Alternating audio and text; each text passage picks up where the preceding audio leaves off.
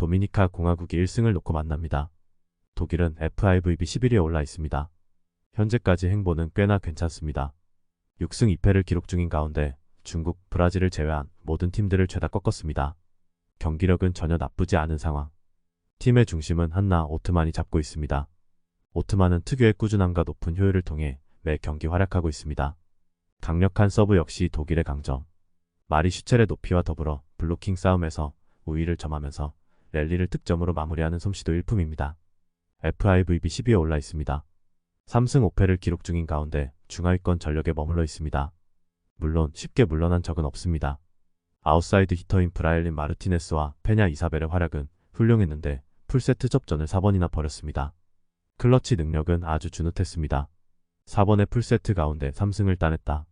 하지만 아포짓의 역량이 떨어지는 데다 서브 범실도 잦은 편입니다. 디깅, 블로킹에 능한 수비 자원이 없다는 점도 아쉬움으로 통합니다. 세터인 달레니스도 안정감이 떨어집니다. 독일이 승리를 따낼 수 있는 경기. 독일의 시원한 대승과 언더를 예상합니다. 캐나다가 3주차 맞대결을 펼칩니다. 크로아티아의 전력은 딱히 강하지 않습니다. 2승을 따낸 상대다 한국, 태국으로 모두 아시아 팀들이었습니다. 다른 팀들을 맞아선 별다른 힘을 내지 못했습니다. 랠리 상황에서 드러나는 약점과 더불어 수비에선 리시브 불안, 공격에선 범실이 너무 잦았습니다. 에이스는 미하일레비치? 하지만 혼자 힘으로는 무리가 따릅니다. 카라토비치 밀로스가 훌륭한 활약을 펼치고 있지만 높이의 열세가 심각한 상황에서 캐나다의 벽을 넘긴 쉽지 않습니다. 2주차에 이어 3주차 역시 강한 스쿼드를 구축했습니다. 마글리오, 화이트가 블로킹을 책임지는 가운데 공격은 반리크, 알렉사 그레이가 책임집니다. 특히 그레이는 캐나다의 살림을 책임지는 최고의 공격수 가운데 하나입니다. 그레이와 더불어 반리크, 하위가 뒤를 바치는 그림 역시 훌륭합니다. 3주차 일정을 통해 23승을 채우겠다는 각오. 여기에 크로아티아의 단조로운 공격을 막아낼 만한 미들, 블로커, 자원들의 높이는 그야말로 하늘을 찌릅니다. 아시아 원정도 익숙한 무대. 크로아티아의 열세가 예상되는 경기. 다만 3주차 첫 경기인 만큼 손쉬운 승리는 어렵습니다. 일반패, 핸디승, 오버를 추천합니다. 한국을 상대로 1승을 노립니다. 불가리아는 한국과 더불어 최약체로 통합니다. 그런 면에서 원정 경기임에도 불구하고 이 경기에 대한 동기부여, 집중력이 높을 수밖에 없습니다. 아포짓 스파이커인 니콜로바의 활약은 아주 준수합니다. 한국의 불안한 수비를 무너뜨리기에 부족함이 없을 터.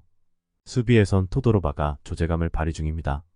카라바셰바, 베체바가 뒤를 바치는 그림도 괜찮은 편. 2주차에 이어 3주차 역시 불가리아가 구성할 수 있는 최정예 멤버를 불러 모았습니다. 대회 전패 늪에 빠져 있습니다. 그나마 잡을 만한 상대인 크로아티아를 맞아서도 완패로 물러났습니다. 필요한 건 불가리아전 승리. 유일하게 획득한 세트가 독일전이었는데 나머지 경기에선 모조리 셧아웃 패배로 물러났습니다. 여기서 끝이 아닙니다. 이다연, 이주아 등 핵심으로 활약하고 있는 선수들의 컨디션이 썩 좋지 않습니다. 수원에서 열리는 홈경기이긴 하지만 올림픽에 진출한 대다수의 선수들이 대표팀을 떠난 만큼 로스터의 무게감이 너무 떨어져 있습니다. 염혜선의 부담이 너무 큽니다. 불가리아가 유리한 승부. 한국의 홈코트 이점은 전혀 크지 않습니다. 불가리아의 완승을 추천합니다. 네덜란드가 3주차 대결을 벌입니다. 태국은 한국, 불가리아와 더불어 최약체로 통합니다. 네덜란드를 맞아선 딱히 내보일 수 있는 강점이 없는 상황. 핀피차야가 맹활약하고 있고 차추온, 아차라폰이 뒤를 바치고 있지만 파괴력, 효율성 모두 떨어집니다. 공격보다 더 큰 문제는 헐거운 수비. 좌우 밸런스가 떨어지는 데다 물리적인 높이도 떨어지는 편입니다. 미들 블로커 자원들의 존재감이 높지 않은 상황. 하타야, 두크잔이 주력으로 뛰고 있지만 무게감은 낮은 편입니다. 태국보다 사정이 훨씬 더 낫습니다. 3주차 일정을 통해 순위를 끌어올리겠다는 계획. 세터인 보가츠가 아주 훌륭한 활약을 펼치고 있는 가운데 태국처럼 아시아 팀들을 맞아 가져가는 확실한 강점도 기대해 볼만합니다. 로이스가 만들어내는 높이 싸움도 일품.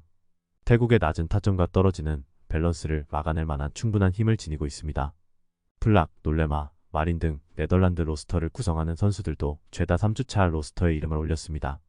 2주차 마지막 상대인 불가리아를 꺾는 등 분위기도 훌륭합니다. 태국은 유럽 팀들만 만나면 작아졌습니다.